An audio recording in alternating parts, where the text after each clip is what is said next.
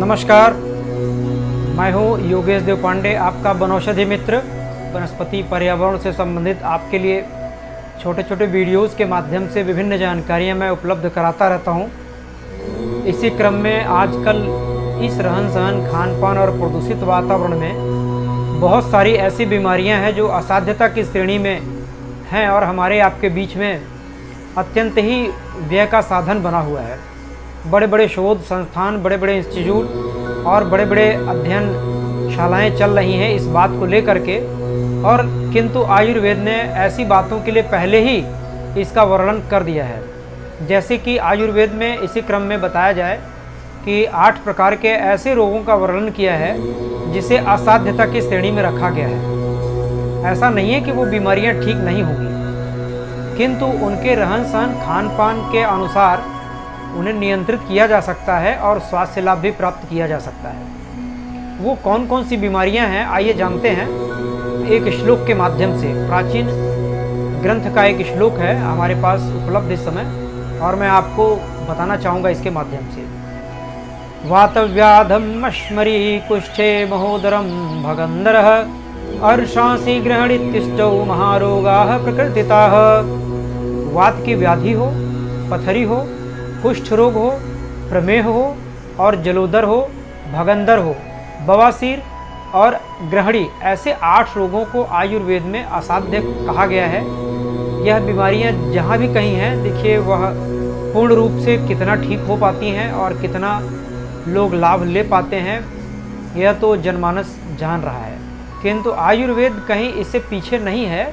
इन बातों के लिए बहुत सी औषधियों का वर्णन किया है जो अनुभव के आधार पर कोई अनुभवी चिकित्सक ही इसका लाभ आपको दे सकता है। जैसे अगर लेप्रोसी की समस्या आ रही है, कुष्ठ की बीमारी आ रही है और सफ़ेद दाग से संबंधित समस्या है, तो उसके लिए आयुर्वेद में बावची का चूर्ण कहा गया है कि इसका सेवन करना चाहिए। बावची का चूर्ण सदैव अपने दैनिक रहन सहन, खान पान में सम्मिलित कर लेना चाहिए, लाभ हो अथवा न हो, क्योंकि एक लंबी चिकित्सा के बाद कुछ लाभ की आशा देखे जाने वाले यह बीमारियां हैं, तो इसमें बावची का एक महत्वपूर्ण रोल है। इसी तरह से ग्रहणी और अर्श की बीमारी के बारे में कहा है, तो इसके बारे में अगर पेट में कब्ज न हो, हमारा खान पान कुछ इस प्रकार का हो कि हमारे पेट में कब्ज यदि न हो, तो बहुत सी बीमारियों का स्थान नहीं है।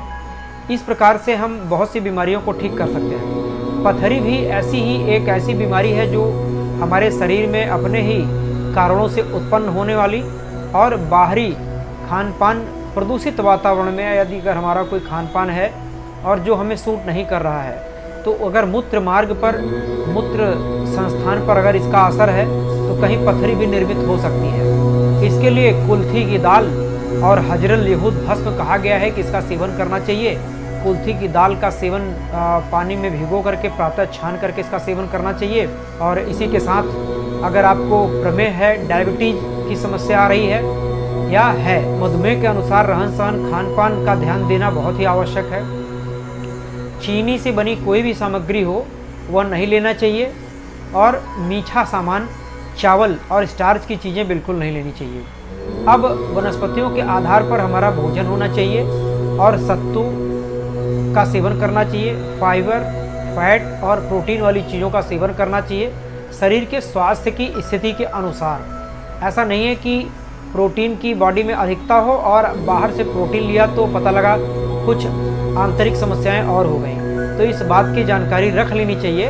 तब फाइबर, फैट और प्रोटीन का सेवन करना चाहिए, जिससे कि मधुमेह नियंत्रित रहने में बहुत ही सहायता मिलती है। इसी प्रकार से जलोदर की भी बात आई है, तो जलोदर भी एक ऐसी बीमारी है जो पेट में पानी भर जाता है और रोगी का प्राण बड़ा संकट में आ जाता है। पानी निकाला जाता है और निकालने के बाद कुछ समय तक के लिए आराम मिल जाता है, लेकिन पानी जो शरीर से निकाला जाता है पेट, बढ़े हुए पेट से, तो उसमें कुछ ऐसी जीवनी शक्ति का भी ह्रास हो जाता है। आयुर्वेद कहता है कि इस बीमारी को नियंत्रित करने के लिए जल का प्रयोग कम करें और बाटी का सेवन अपने रुचि के अनुसार करना चाहिए भोजन में। बाटी जब पेट में जाती है तो पानी को अंदर से सोखने का प्रयास करती है और उसमें फाइबर होने के नाते पानी को सोख करके और फिर को सामान्य करने का प्रयास करता है, लेकिन वो भी अपने रोग की स्थिति के अनुसार। मेरे द्वारा बताई गई बात पर आपका कोई दबाव नहीं होना चाहिए कि इस बात को हमें सेवन करना ही है। अपने किसी निकटस्थ चिकित्सक से भी परामर्श करने के पश्चात ही इसका प्रयोग करना चाहिए।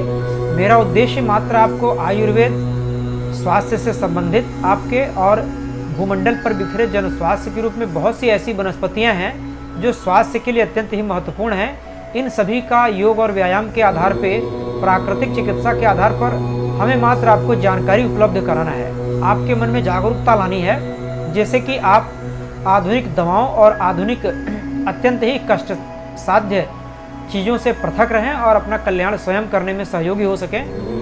नमस्कार।